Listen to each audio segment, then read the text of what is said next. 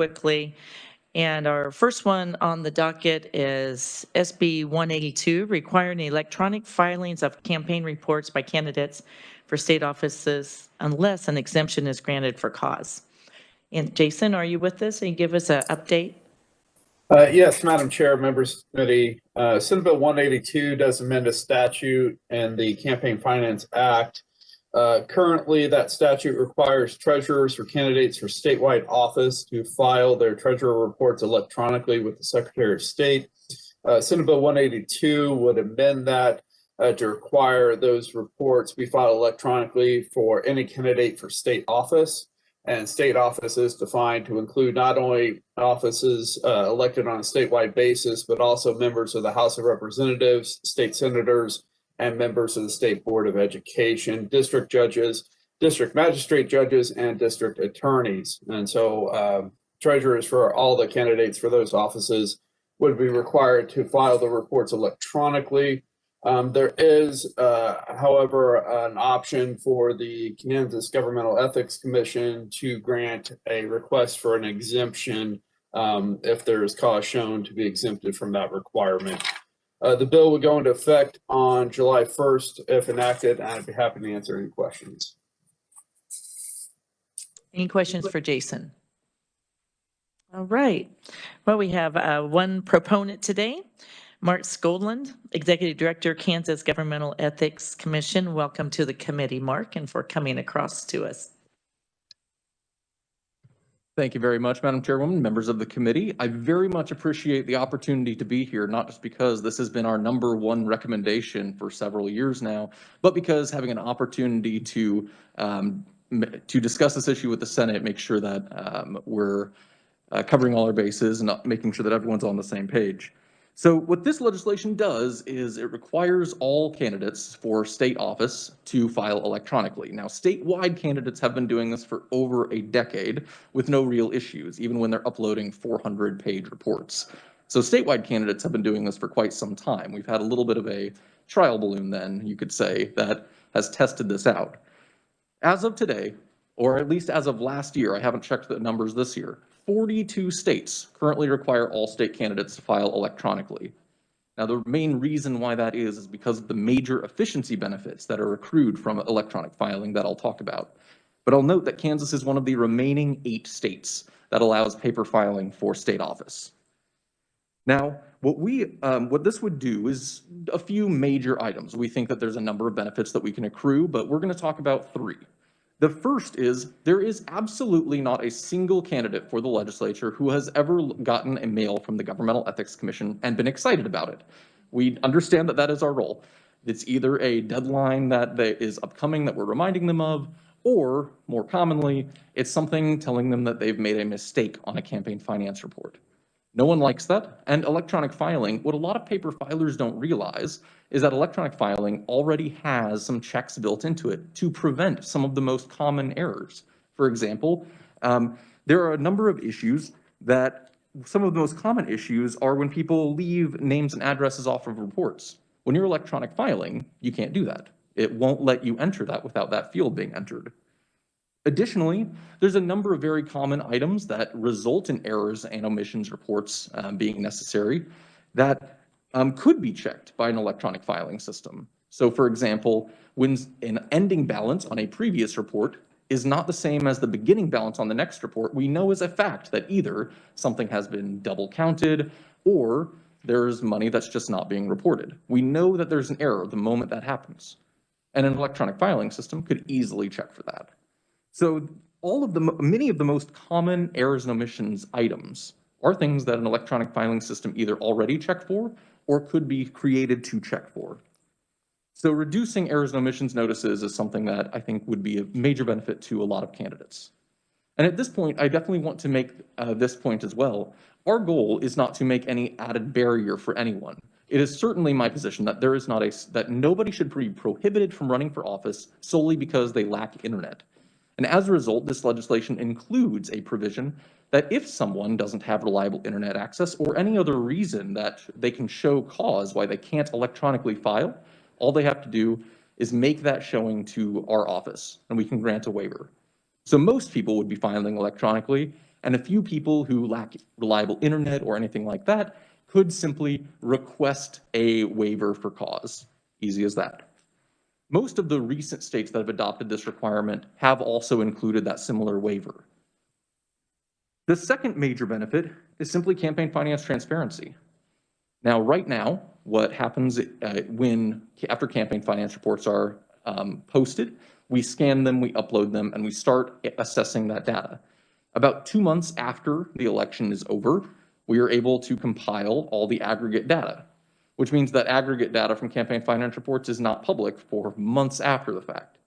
To take Oklahoma as one particularly good example, they've had an electronic filing system for a while, and the day after campaign finance reports are due, they can publish aggregate data 2 months quicker, which is a substantial benefit.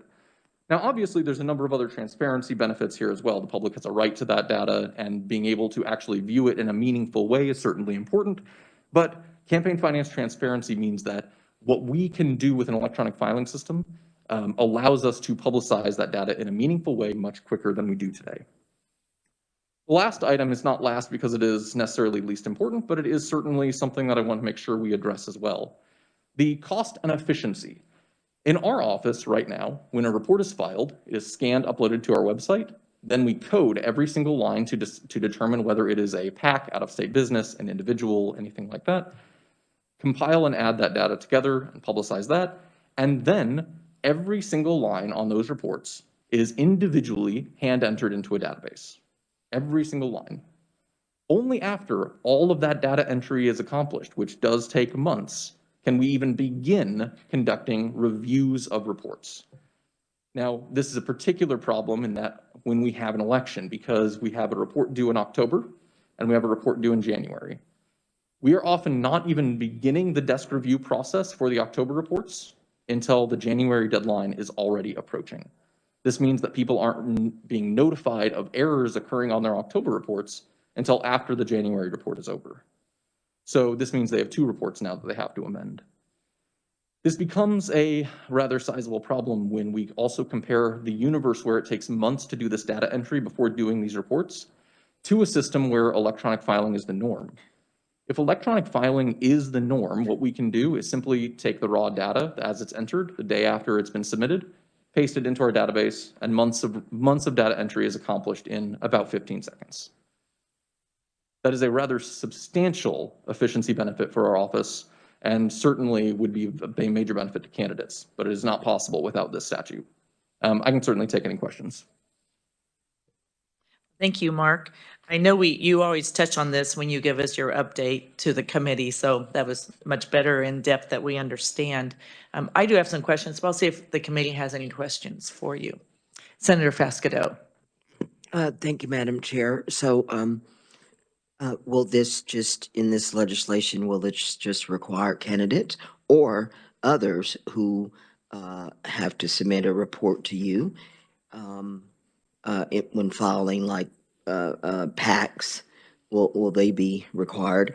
And then, Madam Chair, the other quick question is, and then you've updated your system to whereas it would allow our treasurers to save information and go back and add? Thank you. Sure. So I'll take the second question first. The second question, the Secretary of State handles that system. They're the repository of that data, and they handle that system. Their IT team is excellent. I don't want to pre-commit them to making any changes or anything like that, but I'm sure that they can answer any questions about what the current state of that system is. As for, I'm just saying, though, if this legislation is saying we would be required, except with that exemption, for those who may have a treasurer that handwrites their report, if you're requiring us to do this, it needs to be easier for our treasurers to save and add information later. Certainly, right? Of course. Yep, I agree that that's something that would be important. I think that in general, the more user-friendly a system is, the more likely people are to be comfortable using it. And I know they've made a lot of adjustments over the years, and they've added and made things a little better in certain respects. I don't know specifically about the saving data. I can find that out for you and get back to you. And I can determine also if it's not currently in place, I can determine if that's something they're working on. I do think that would be important to be able to save data and come back to it, because not everyone wants to work in an Excel sheet and just upload the Excel sheet, though that'd be what I would do, but I know that that's not everyone's preference. As for PACs, this legislation would only apply to state candidates. We're not expanding that to PACs and parties. Senator Fascadeau, I've also asked the Secretary of State's office to join us, so we can ask them also about their progress on their new program they're working with, and they're the pass-through entity that gets 2 marks. So that's where the database is that we use. So anyone else have questions for Mark? Senator Warren. Thank you, Madam Chair, and thank you for appearing again today. I'm sure folks listening online might want to follow up with a question regarding your last statement, why the proposal isn't to also include PACs and parties to file electronically as well. Sure. Primarily when we're talking about the delays in desk reviews and things like that, we're primarily talking about problems with candidates. A lot of PACs already file electronically. And when we're talking about parties filing electronically, we then are talking about things like central committees, which often are, that's more local than what the statute is intended to address. So for our purposes, our primary concern is candidates. If people wanted to expand it to PACs, of course, we wouldn't object. But our primary concern is making sure that state candidates file electronically. Most states that do have an electronic filing mandate have the same requirement of PACs as well. So it's not uncommon to see that. All right, thank you for that information. I appreciate the answer. Thank you, Madam Chair. Senator McGinn. So have you guys ever thought about giving classes to these potential candidates or elected officials that are transitioning? And, I finally figured it out, but I am frustrated a little bit with your drop-down categories. And I'd like to have more freedom and flexibility to truly describe what it is that I purchased or whatever. So have you guys thought about doing, and now that we're in the day of Zoom and WebEx, you guys wouldn't even, you could just tell those candidates, we're going to teach a class, sign up. A lot easier today with the electronics that we have now, or the ability for audio visual. I can't actually tell you how excited I am to have that question, because it gives me an opportunity to point out we are in the process of developing a multi-stage training system that, again, is going to be conducted electronically. We've got a training program that my first priority is state employee ethics, because right now there's a number of state employees across Kansas who have never had an ethics training, mostly because they don't live in Topeka. And we can't always drive out to, say, Dodge City or wherever else to be able to give an in-person training. But this, now that we have, if we're going to be in the middle of a pandemic, we may as well take the opportunity to create electronic training. The second stage of that is campaign finance, which will have separate entities for electronic filing and paper filing. So that's exactly our goal, is to create these trainings so that we can help walk people through all of these scenarios, not just to understand the law, but frankly, to make life easier on everyone's treasurers. But thank you very much for the question.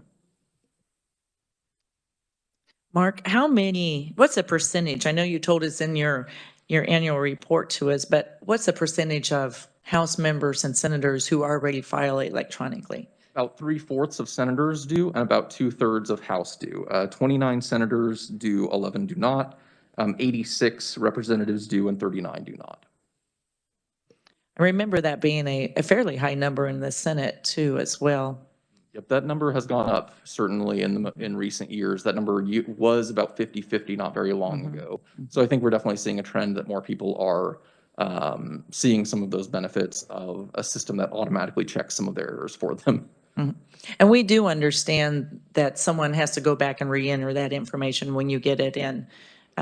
Do you receive faxes, or they email to you or fax to you when they're not electronically uploaded? We do sometimes receive faxes. We receive, every once in a while, someone will send an email. Someone will walk in a report, they'll mail them in. Part of the problem also too, when someone mails in a report, is that if it's not certified, which almost no one certifies their mail, then it sometimes, especially with mail delays, doesn't reach us until significantly after the fact. And that means that they're receiving a civil penalty just because of mail delays, which is something that could be easily avoided as well. Tell me about your Excel spreadsheet, and I see Katie is with us from the Secretary of State's office. I upload an Excel spreadsheet, a form that's already created.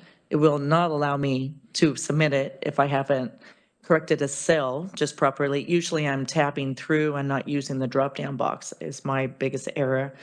But do you receive other Excel forms that are not formatted how we have to format with the Secretary of State's form? Sure. So every once in a while, someone will send in, they'll just attach to an email, an Excel spreadsheet, or they will simply mail in a printed out Excel spreadsheet. We've seen this a few times. I will tell you that the most common error on those is that the font size is about 3-point. We need a magnifying glass to see it. But that's fairly common in that situation. We don't actually, when we receive the Excel spreadsheet that way, we're not checking to make sure that the columns have anything other than what is required to be there. The order of them doesn't matter to us when it's just sent in that way. Now, I know that the Secretary of State system has to, when you're uploading it, has to be aligned in a particular way so that it records it properly. But obviously, when someone's just sending us an Excel spreadsheet otherwise, we don't see that. I think I have a question for Katie. Would you mind, Katie Coble from Secretary of State's office, could you answer a few questions about it to us with the updated program you're working with? Because I think these two items are hand in hand. If we want to entice the other 25% of us to use electronic, we need to make it user-friendly and not scary for treasurers. I do my own myself with my treasurer, but tell us your progress on what you're doing and the current form that we all are using, but that's already formatted Excel, which we send in. Can you give us a few comments, Katie? Sure. Good morning, Madam Chair. I'm Katie Copal, Deputy Assistant Secretary of State for Communications and Policy. I will provide kind of a general overview as to where we stand with our migration coming off the current AS400 system. And then I will turn it over to our Elections Director, Brian Caskey, who can more directly answer some of the questions that the committee has already had this morning. Secretary Schwab has appeared before this committee now for 3 sessions. And as part of his comments, he has routinely updated you all on our migration from the AS400 system. If you recall, this is a very old system that still operates. Think black screen, green letters. Our office is in the process of migrating off of that onto a new, more updated server, excuse me, I cannot speak this morning. It's a multi-year project. We are on track to complete it sometime around mid-year 2022. It is a very lengthy process where we have to, essentially our IT staff, they're incredible, but they have to reprogram everything just because of the discrepancy between the old system and the new system. So we are progressing nicely with it. Our big ask is the current system is able to handle the legislation you all are discussing today. We just respectfully ask that you make no major changes until we have fully migrated off that AS400 system, just because the reality is anytime we have to make adjustments, it's going to take resources away from completing that project. And then we would have to essentially do it again to get it ready for the new system. So we're really pleased with how the progress is going. We know it's something you all are eager to do, and in full disclosure, it is I'm sorry, I just lost my train of thought. We have also been visiting with candidates, the political parties, many of you, as to what you would like to see that might make the system a little bit more friendly in the future. So we're happy to keep having those conversations. And in full disclosure, the project is slated to be completed in the 2023 fiscal year. So there's so those of you who sit on the budget committees, we just wanted to make sure you saw the parity in my statement there. So with that, I'm going to turn it over to Brian so he can answer a little bit more of your questions, and we're happy to be available. Good morning, Brian. It's good to see you. You as well, Madam Chair. Thank you.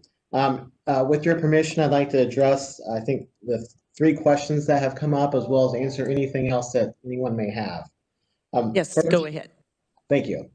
First, our current system does allow you to save as you go. You create an account, you can begin adding information to the account and save it without having to submit the report, and you can do that all year long at any point in time. So the system currently allows you to save as you go without submitting the final report until the deadline has reached and you're ready to submit.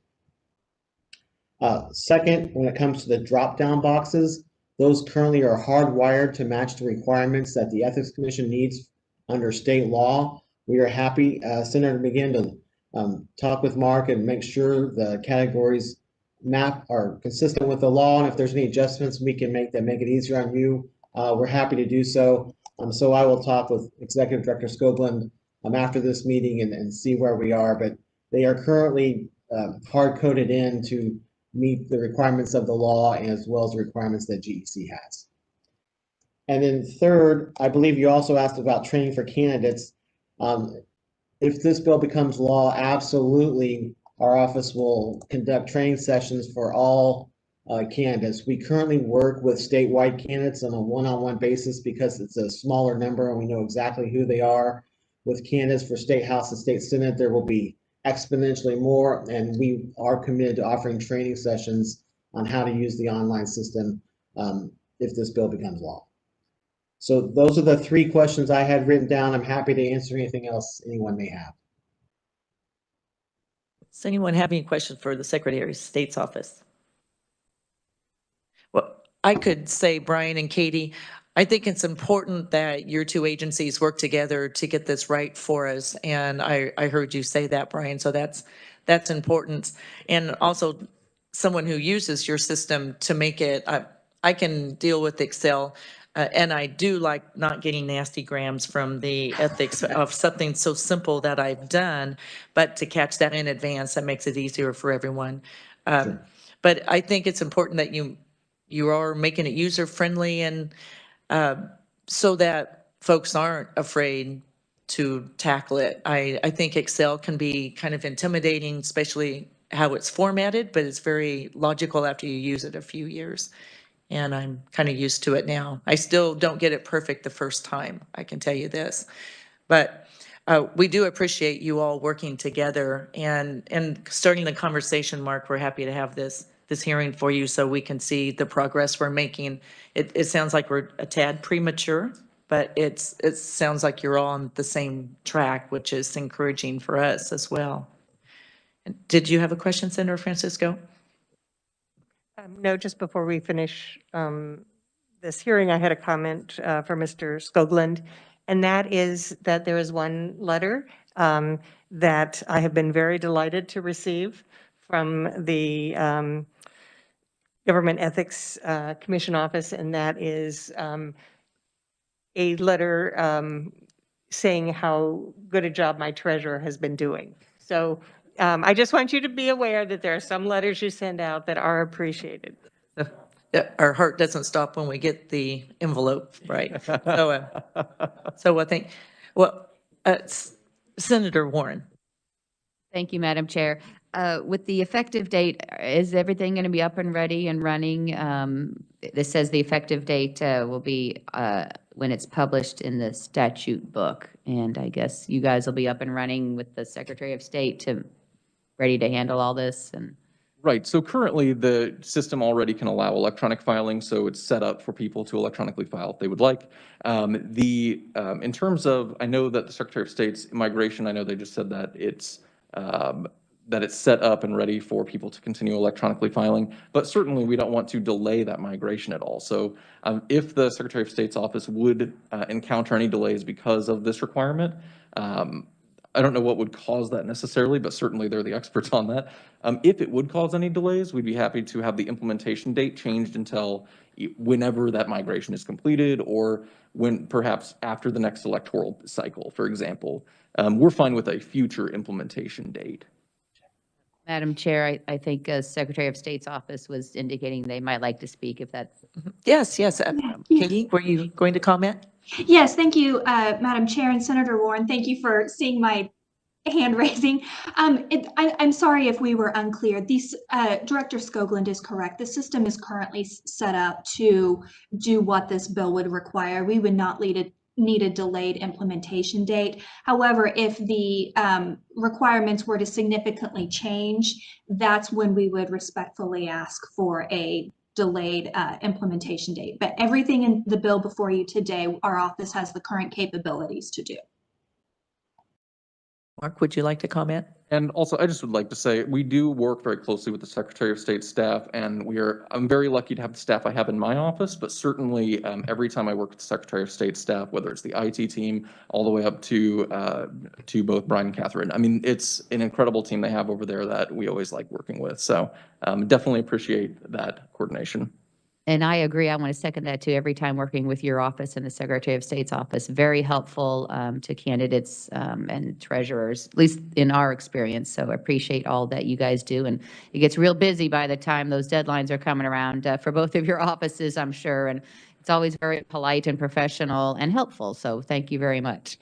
Thank you, Madam Chair. Any other questions?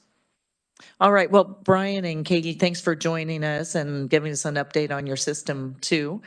And I'm hoping it's pretty with bright colors and bells and whistles, and it's friendly to use and not intimidating. So thank you. We're anxious to see. When you're ready to do a demo, I imagine we would be happy to see it.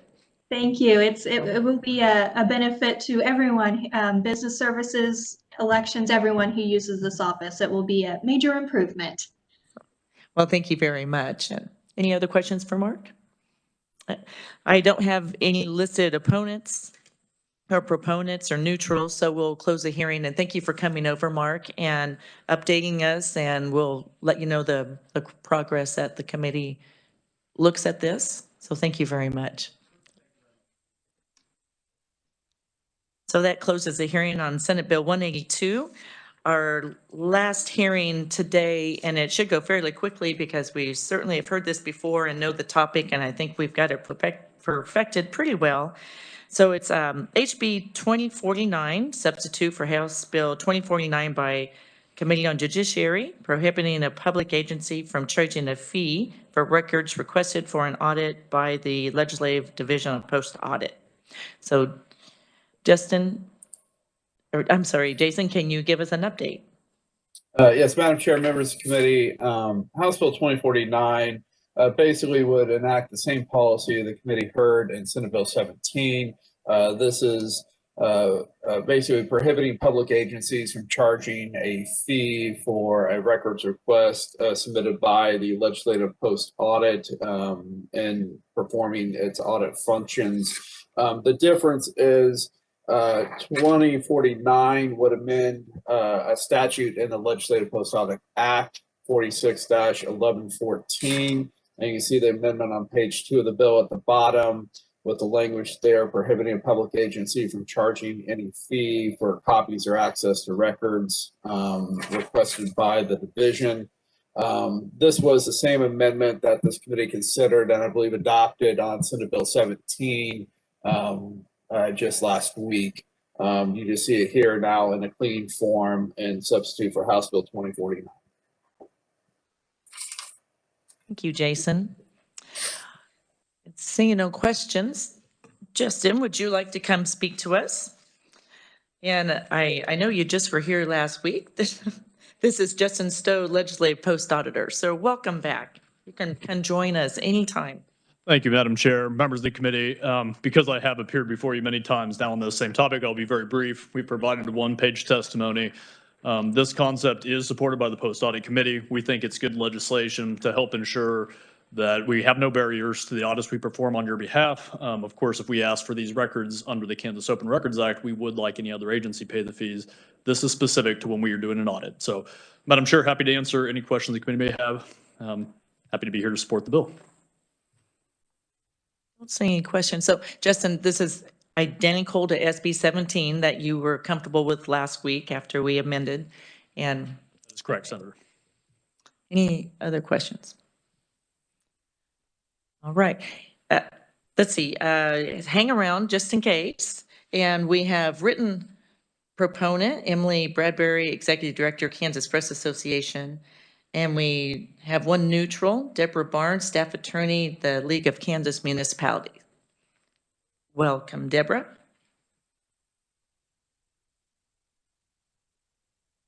Thank you, Chairman. Deborah Barnes, Staff Attorney at the League of Kansas Municipalities. We've been here before, and I thank the committee and in particular Senator Francisco for paving the way with the amendment last week. This makes sense. The legislative post-audit is asking for this in relation to their audit functions, so it falls naturally under this statute rather than under KORA. And we went through all the reasons for that the last time. So I'm happy to answer any questions, but we're just here to say that we're happy with the way this has come out. Any questions for Deborah? All right. Well, thank you for being here. I see no opponents. Any other questions before we close the hearing? All right. So that's close the hearing on House Bill 2049. And I'd like to work 2049. I did check with the revisor this morning before we came in that we've modified this, that we have it exactly right, that the House, that there's no reason why we couldn't put this House bill on the consent calendar. So if there's any discussion on this or a motion, I would be happy to entertain. I saw Senator Thompson's hand. I was just going to move that we report out substitute for House Bill 2049 as amended favorably for the consent calendar. Well, I don't think we've amended it. They had amended it. Okay, then I move that we pass that out favorably and place it on the consent calendar. Yes. And I second from Senator Francisco. Any other discussion? All right, let's vote on that. You've heard the motion. All those in favor say aye. Aye. All those opposed, no. Motion carries. So we send our first and only, well, second bill, if you want to say, of the committee to this consent calendar. So thank you very much for that. That's all we have. Oh, we do have one thing on the bottom of my agenda. The minutes were sent out to you. If you all saw those, or if you're all right with those, could I have a motion to approve the minutes? Senator Dahl makes that motion. Second, Senator Francisco, or Senator Vasquito. All those in favor say aye. Opposed, no. Motion carries. Well, we are adjourned.